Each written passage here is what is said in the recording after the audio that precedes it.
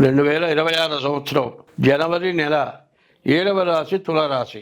ఈ తులారాశి మరి చెప్పాలి అంటే ఈ రాశికి ఒక 4 గ్రహాలు మాత్రం బాగున్నాయి. శని, కుజుడు, తర్వాత కేతువు. ఈ 4 గ్రహాలు బాగున్నాయి. కేతుస్థికి ధ్వజోధూమ్రా ఉత్పాతో బహురూపకృతు. చెడుగా ఉన్నప్పుడు కేతువు పనికి రాకుండా చేస్తాడు. కేతువు ఏకాదశిలో ఉన్నాడు, బాగుంది. రవి బాగున్నాడు.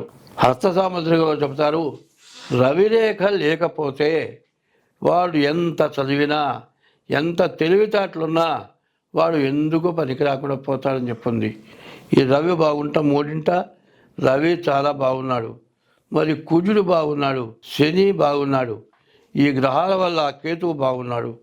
సరిగా చెప్పాలంటే 4 గ్రహాలు బాగున్నాయి. శని ఆల్రౌండర్, మీకు ఏది కావాలో అది ఇస్తాడు, మీరు ఏది కోరుకుంటారో అది ఇస్తారు. అది కాక ఈ రాశి వాళ్ళకి రవి కుజుడు బాగున్నారు, బుధుడు బాగాలేడు, శని బాగున్నాడు, కేతువు కూడా 11 చాలా బాగున్నాడు.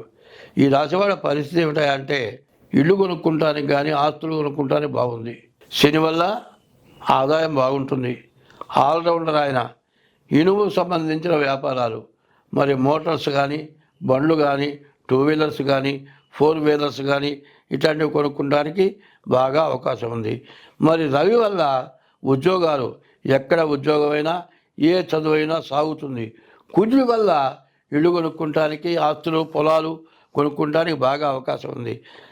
మరి 11 కేతువు ఉన్నాడు. ఈ కేతు వల్ల వచ్చే ప్రయోజనం ఏమిటంటే నీవు చెప్పిన మాట అందరికీ నచ్చుతుంది.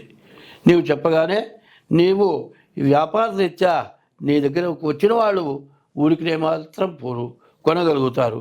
ఇట్లాంటి మంచి సమయం. రాహు, శుక్రుడు, బుధుడు, గురువు 4 గ్రహాలు బాగాలేవు. ఈ గురువు వల్ల విద్య ఇబ్బంది పడేటట్లుగా ఉంది. అట్లాగే శుక్రుడు వల్ల పరస్త్రీ వల్ల ఇబ్బంది రావచ్చు.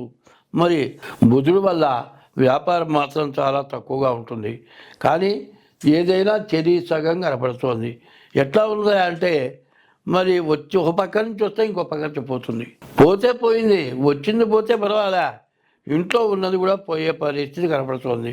కాబట్టి ఈ తులారాశి వాళ్ళు డేట్ ఆఫ్ బర్త్ ద్వారా జాతకం చూపించుకోండి, మీకు అన్ని విధాలా బాగుంటుంది.